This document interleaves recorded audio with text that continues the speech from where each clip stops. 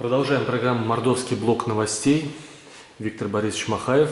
Следующая новость. Называется «Саранск в общероссийских рейтингах». 10 января Финансовый университет при правительстве России опубликовал результаты исследования о проникновении российских городов в православную культуру, и из 78 городов по ответам на вопрос, есть ли среди ваших друзей те, кто очень с православием близко соприкасаются, Саранск занял 10 место, а по прошлогоднему исследованию, по исследованию января 2015 года, там уже был вопрос: вы лично насколько интересуетесь православной культурой и верой? Тут мы уж на 3-м месте в мире, 93% опрошенных положительно ответили на этот вопрос.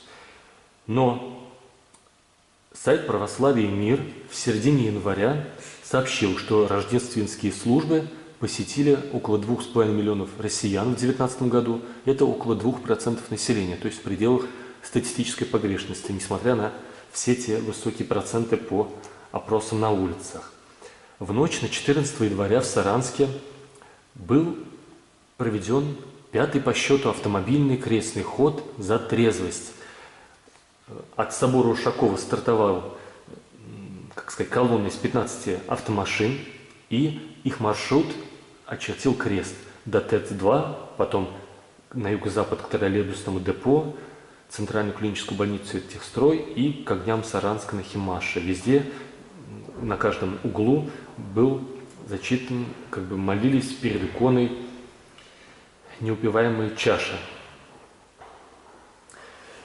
28 января в Чамджинском районе благочинный Чамджинского и больше Березняковского района протоиерей Виталий Кузянов осветил самый аварийный участок федеральной трассы Саранск-Сурская-Ульяновск. Обряд окропления святой водой прошла автодорога от границы с Армадановским районом до границы с Дубенским районом.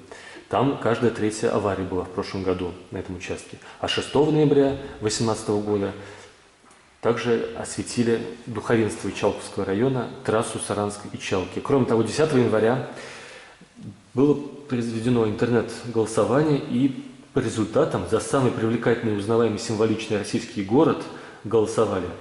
И Саранск, к сожалению, занял только 66-е место из 83 регионов. Каждый год мы опускаемся по узнаваемости, нас не узнают. 26 декабря Агентство политических и экономических коммуникаций представило 2-й рейтинг эффективности управления в городских округах России. В сводном рейтинге Саранск занял во главе с Петром Николаевичем Тултаевым 6-е место из 92 городов. В рейтинге политико-управленческого блока на 9-е место мы опустились с 4-го, а по социально-экономическому блоку, наоборот, с 28-го поднялись на 6-е место. Как вам? Гордитесь Саранском или в чем-то переживаете? Разных опросов и рейтингов много всевозможных. Город иногда участвует, или республика иногда участвует, иногда побеждает, какие-то такие первые места занимает. Но в принципе это не так. Важно потом то, с чего начали, вопросы о религиозности. Они поставлены эти вопросы очень расплывчато, некорректно. И эти большие проценты населения, очень религиозного, это все фикция. Потому что такое причастность человека к церкви или к религии? Почти все так или иначе каким-то образом причастны к этому. Если мы хотим определить религиозность, православную религиозность какого-то человека, насколько он истинно верующий человек или просто слегка приобщен к церковной жизни или к религии, просто интересуется со стороны, то надо ему задать вопрос: вы сколько раз в году бываете в церкви? 12 праздников, он должен тут быть. Теперь, какие таинства вы выполняете периодически, еженедельно? Нужно быть в церкви, причастие, исповедь и так далее. Если все эти церковно-религиозные мероприятия человек выполняет, а это очень большой труд, между прочим, Это очень много времени нужно провести в церкви, осознанно. Значит, он причастен к церкви, он воцерковленный человек по-настоящему. Таких людей, по данным Русской Православной Церкви, у нас порядка 3-5% от всего населения. Это немного, но в принципе это соответствует европейской практике.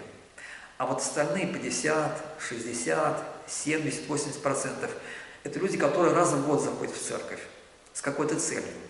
Может быть, с благой, а может просто зеваки какие-то, которые интересуются. Или люди, которые читают религиозную литературу, Библию, Евангелие и так далее. Ну, это почти все читают, наверное. Вот. Говорить, что они люди религиозные, я бы не стал. Они просто интересуются этим вопросом, не более того. Вот соотношение. 3% воцерковленные по-настоящему и 80%, которые каким-то образом интересуются этим вопросом, не более того. Вот о чем нужно по-настоящему говорить. Это работа социолога. На самом деле. Пусть они работают и выясняют, вот это как по-настоящему. Все остальные рейтинги, что город участвует в разных вот опросах и так далее, ну, конечно, нужно участвовать, потому что это интересно, посмотреть, где ты. Но дело в том, что вот эти рейтинги, они ведь какие? Они не среди всех городов российских, их много, 1100 городов, а среди какой-то группы городов. Группа это считается по населению, как правило. У нас по населению города делятся на 5 категорий. Или по статусу административному, ну, тоже есть разных, много типов городов. Вот среди 83 региональных столиц 66-е место, как сказать, по признаку самой привлекательной, узнаваемой и символичной. Значит, мы не привлекательны, не узнаваемы, не символичны. Взяты региональные столицы, да? Тут, конечно, мы в проигрыше. Почему? Потому что региональные столицы есть города-миллионники. Вообще есть 2 столичных города. 66-е место из 80. Нет, смотрите, есть Москва, Петербург, это столицы регионов. Так? Дальше. Есть города-миллионники. Их сколько там? Почти 10, да? Видите? Как бы мы уже выходим дальше. А остальные? Потом есть города, исторические центры, где от полумиллиона до миллиона человек. Скажем так, Саратов. Такие вот крупные, культурные центры больших регионов. То есть мы тут все точно попадаем. В последней двадцатке? Да, и мы уходим все дальше, дальше, дальше, дальше. И вот где-то вот мы там, среди городов порядка 100, 200, 300 человек. Среди них есть и региональные столицы, скажем, Чебоксары, Ишкар-Ола, Ижевск. Ну, скорее всего, мы где-то вот там, вот среди них оказались. Вот. Нас туда занесло, потому что у нас такое население по количеству, и у нас уровень развития где-то вот соответствует другим областным и республиканским центрам. То есть все логично здесь. Поэтому жаловаться не нужно. Мы оказались там, где мы действительно находимся. Теперь в следующей новости интересно, что вас, как сказать, привлечет ваше внимание для комментария. Называется «Мордовия в общероссийских рейтингах». 22 января Агентство политических и экономических коммуникаций представило 6-й рейтинг эффективности управления в субъектах Российской Федерации. И вот в сводном рейтинге из 85 регионов Мордовия, руководство Мордовии во главе с Владимиром Дмитриевичем заняло 24 место, причем каждый год по 3 позиции мы поднимаемся. В рейтинге политико-управленческого блока мы даже 5-е место по урегулированию внутренних конфликтов, по отношению к руководству республики, по снижению доли расходов на общегосударственные вопросы. Мы вообще 1-е место в России, то есть мы снижали расходы на государственный аппарат. По рейтингу социального блока 8-е место из всех регионов России. В рейтинге финансово-экономического блока 83-е место внизу. И официальный портал Мордовии сообщает, оправдывается, что это высокая кредитная нагрузка виновата. 16 января расследовательское издание «Проект» опубликовало исследование о том, сколько россиян уезжает из страны. И вот выяснилось, что за 3-й президентский срок Владимира Путина с 12 по 18 год уехало 2 миллиона из страны. Из них, если вычесть трудовых мигрантов, 30 тысяч граждан эмигрировало.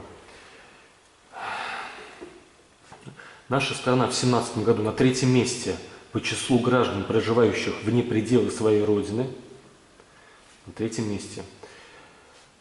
после Индии, Мексики и потом Россия. Ну, мы по числу находящихся за пределами долларовых миллионеров, по числу проживающих с ученой степенью, с высшим образованием уехавших, тоже мы лидируем. Из регионов российских, по числу выбывших за пределы страны, вот за 2017 год известны цифры, на 5-м месте из всех регионов России Мордовия спешат уехать. Причем из этих 5, 3 это приграничных. Там они постоянно соприкасаются с Западом, им хочется уехать. А вот в Тамбовской и в Мордовии из глубины России спешат уехать. 30 января Мордовия Стат сообщила, что по данным на 1 января 2019 года, по сравнению со средними данными прошлого года, на 5 тысяч населения примерно уменьшилось население Мордовии на 5 тысяч. Плотность населения 909 человек. 29 января Ассоциация распространителей печатной продукции сообщила, что Мордовия на 4-5 месте по вот этому дремучему виду СМИ. Ну, прошу не обижаться, печатные СМИ. 25 января, ну это не так интересно. Как бы вы прокомментировали место нашей республики в разных рейтингах? Так, с чего мы начали? Какие там? Сейчас скажу. Первое, что глава республики на 24-м месте. Так, вот. Значит, то, что республика дисциплинированная и хорошо управляемая политически, экономически, это факт. 5-е место в России по Признанный политике. во всем мире, наверное. Вот. Но при этом то, что она не развита экономически, не развита, с очень низкой производительностью труда, это тоже факт. 83-е место из 85. Поэтому такой разброс. По управляемости она лидер, а по производительности она аутсайдер. Вот. Теперь, меня интересуют вот такие сведения, факты и такая статистика. Сколько из республики ежегодно уезжает людей на постоянное место жительства или на временную работу в Москву, на север, вахтовым методом работать, сколько из них возвращается, и с чем, с каким капиталом они возвращаются, сколько из Мордовии и из Саранска уезжает людей за границу на постоянное место жительства, на учебу сколько уезжает в Москву и сколько там остается, сколько уезжает на учебу в другие страны. Вот такая информация меня очень интересует.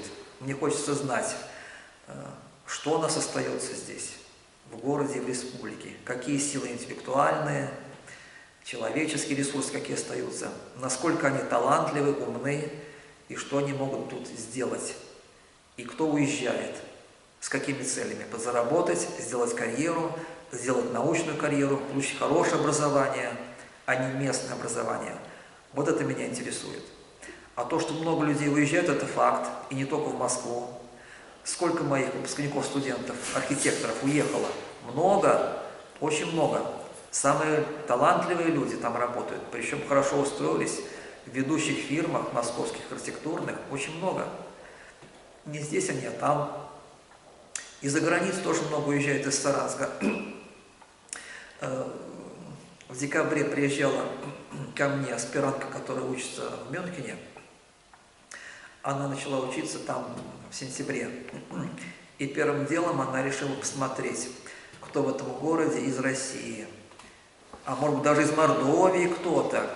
И за 5 минут она нашла 5 человек из Саранска, которые там осели в течение последних 2 лет. Она, конечно, с ними связалась. Вот получается, что очень много наших людей находится не только в Москве, но и в Европе, и по всему миру разбросаны. Они едут за своим счастьем туда, значит, там им лучше. В Германии о своем русском происхождении в 2017 году сообщили 1,4 миллиона человек. Много, да, в Германии. В том числе на первом месте США, на втором месте в Германии уезжают. В том числе из Саранска, из Мордовии. Очень много людей там пристроились, хорошо работают, видимо. И не там 1000 людей, да? Да? Не только учатся, но и остаются работать. Вот это тревожные факты. И конечно. никогда не вернутся. Ну, что значит никогда? Может быть, вернутся в каком-то другом качестве, надеюсь. Может быть, не на совсем, а с какими-то целями хорошими. Вот. Но то, что они пока там, и они укрепляют экономику, культуру, социальную сферу, этих стран, этих городов. Ну, конечно же. А с чем что остается наш город? Ни с чем. Вот это прискорбно. Из-за экономики уезжают, да? Ну, конечно. А почему у нас экономика такая? Низкая производительность труда, слабая квалификация работников, рабочих, служащих, инженеров, которых у нас почти нет. Так, они уезжают из-за того, что экономика, а экономика потому что их мало. Тут с нельзя высокой хорошо позиции. заработать, тут нельзя найти хорошую работу, тут нельзя найти какую-то интересную работу, которая будет себя развивать.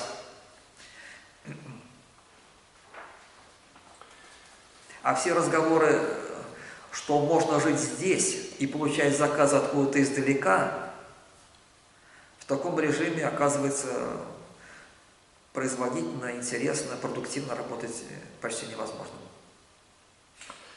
Но не все уезжают зарабатывать в Германию, некоторые уезжают зарабатывать в Донбасс. Но другая новость, другая, называется «Внимание к ветеранам войны в Афганистане».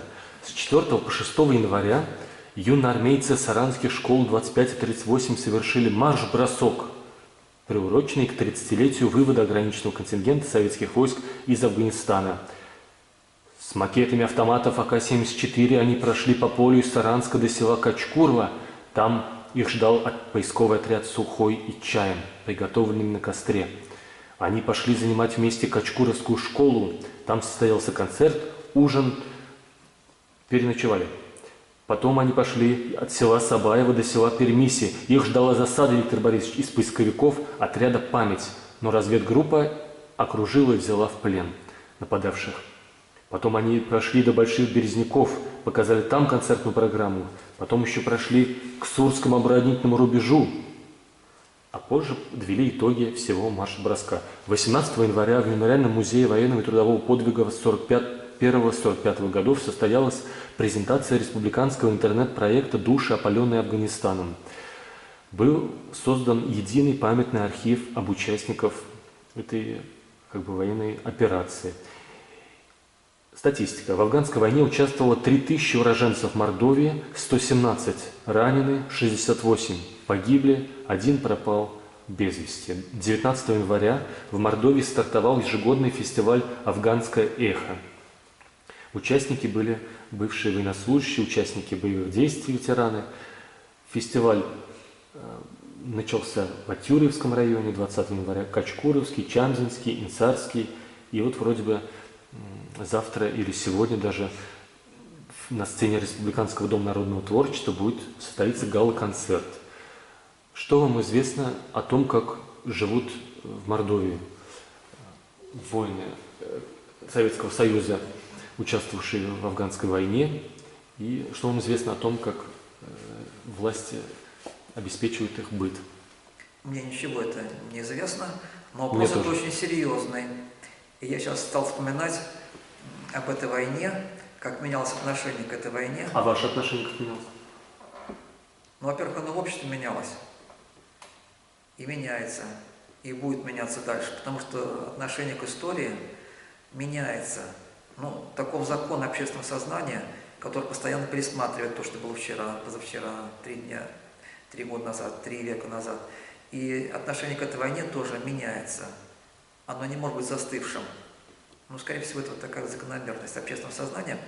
Я помню 79-й год, когда началась эта война, и все просто теряли в догадках, потому что была закрыта совершенно информация, а то, что нам рассказывали по телевизору, это, все понимали, что это была фикция.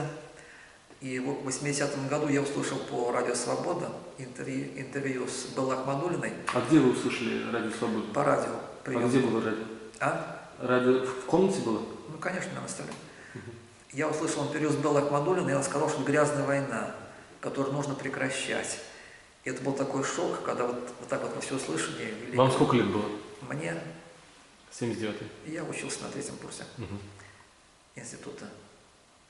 Это был такой шок, когда вот такие слова мы услышали, как бы перевернуто было сознание, как относиться вот к таким словам, которые как-то Иначе. Неужели это не интернациональный долг, и мы спасаем наших сторонников? Потому что были люди, которым мы доверяли. А можно было доверять словам этого великого поэта русского. И как бы мы мучились от вот таких противоречивых эмоций очень сильно. Сознание раздваивалось, потому что мы как-то хотели верить государству и телевизору, потому что нас приучали верить ему. А с другой стороны, мы верили таким вот людям культуры, потому что доверяли, интуитивно доверяли, сердцем доверяли иным. И вот такое было очень неприятное чувство раздвоения сознания.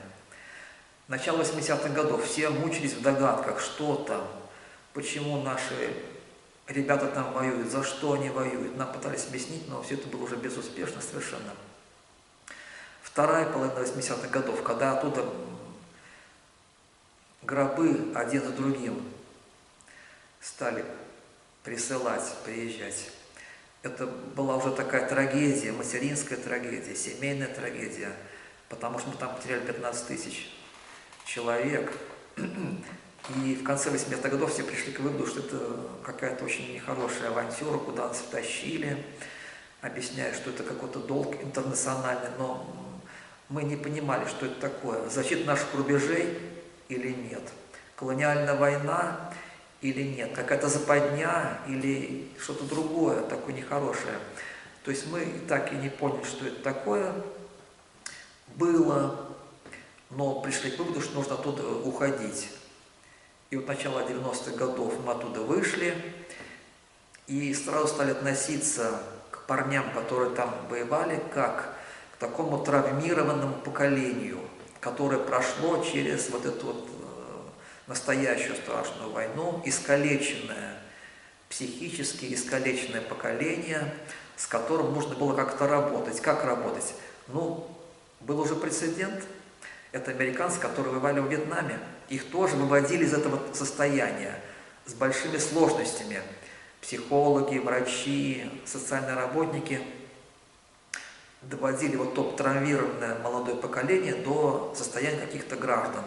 Но не уверен, что им полностью это удалось. Но там была такая громадная программа реабилитации, разработана и апробирована. У нас, как было, не знаю, но такие разговоры ходили, что вот это вот поколение нужно как-то приводить в порядок. Чем это кончилось, трудно сказать, потому что годы были очень плохие. В Америке, это после выхода из Вьетнама, были прекрасные годы, экономически, социально, были очень хорошие годы.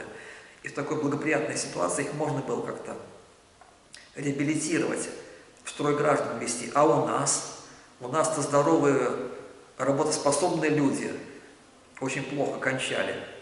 А вот эти вот парни, которые вернулись из Афганистана, кому они были нужны? Многие просто ушли в криминал, скорее всего, в бандитизм, потому что у них был опыт убивать, больше они ничего не умели. Они прекрасно умели убивать других людей. К сожалению, вот у нас такая была историческая ситуация, когда много афганцев ушло в нехорошую сферу деятельности, так скажем. А остальные больные люди, инвалиды, что с ними случилось? Крах, гибель. Тоже очень плохо. То есть, видите, и тот вариант, и другой, оба плохие, неизвестно, какой хуже, какой лучше. Вот. Но время-то меняется, отношение к этой войне меняется. И сейчас уже говорят, что это была война такая, что это была борьба с международным терроризмом, потому что это было государство-террорист, которое терроризировало всю Центральную Азию. И поэтому мы не просто туда вошли защищать наши рубежи, мы мир пытались спасти от мирового терроризма. Ну, вообще-то этим занимается Соединенные Штаты Америки, как самая могущественная держава. Вот на ее долю выполнена такая вот ответственная миссия. Это грязная работа, полицейская функция, следить за порядком в мире. Кому-то она выпадает, вот такая роль, держиморды. Кому-то не нравятся такие городовые, которые по всему земному шару с дубинками ходят. Вот. Но такая функция должна быть, потому что милиционер на земном шаре, полицейский, который следит за порядком, он должен быть. С Сейчас этим занимаются Соединенные Штаты Америки. Советский Союз тоже эту Ну, там миссию не- пытался. там НАТО. Все-таки это международная организация, там не только американцы, там все страны мира, входящие в НАТО. Понятно, Там, но заправляет все-таки Америка. Америка заправляет. потому что бюджет, больше всего выделяет бюджета. Да. НАТО как-то формально присутствует, а заинтересованы в этом американцы эту функцию сохранить, потому что это очень почетно, это очень круто. Вот так вот хозяйничать по всему миру, в том числе в Афганистане. Мы тоже хотели вот так вот, как американцы, круто вот так вот присутствовать везде. И в Афганистане тоже хотели. И вот сейчас война в Афганистане рассматривается именно под таким углом. И нас пытаются убедить, наши власти, видимо, что это вот мы боролись с терроризмом. Это была почетная миссия. И то, что мы уложили 15 тысяч человек, ну что ж, как на войне, как на войне. А вы как относитесь к этой войне? А почему у меня должны быть все ответы на все вопросы? А вот Андрей Николаевич Сахаров считал, что по его расчетам в этой войне было убито 2 миллиона афганцев, и это, он считал, что это несмываемый позор на нашей стране, на всех нас, что мы принесли смерть 2 миллионам афганцев.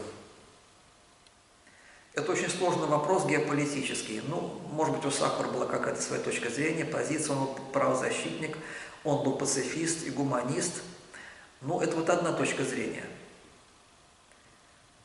Но, согласно этой точке зрения, нужно вот таким полицейским уходить из этих горячих точек. А что будет в этих горячих точках, в этих вот неблагоприятных странах, в этих диких странах? Разгул преступности, потом вот этот терроризм выплескивается в другие страны, в другие регионы, и они там начинают хозяйничать. Разве это хорошо? Вот пацифисты в этот момент, они упускают. А агрессивно настроенные мыслители, так сказать, американского склада, они об этом думают, что везде нужно порядок наводить. И в таких неблагополучных странах, нищих и агрессивных, там тоже нужно доводить порядок. Это вопрос открытый. Я думаю, тут должно быть сотрудничество и полицейского, и вот такого гуманитария, который с точки зрения пацифистских какую-то гармонию пытается достичь. Я думаю, если пацифисты, если их не изображать карикатурно, то они считают, что страны мира должны объединиться, и вот эти гуманитарные катастрофы и борьбы с тоталитарными режимами должны решать международные силы. То есть не просто убивайте свое гражданское население или организовывайте терроризм, а мы не соблюдаем ваш суверенитет. Нет, если вы не соблюдаете международное право, если вы, как сказать, плодите терроризм и, как сказать, политические репрессии и так далее, наркотрафик, то должны быть международные силы на, как сказать, порядок. Я думаю, в этом идея пацифизма. А не просто мы не вмешиваемся, а вы там... Тут я уже слезаю со своей точки зрения. Мировое сообщество еще не доросло до такой миссии, Надо до такой дорастать, функции, надо дорастать. до такого объединения всего мира. К сожалению, не так.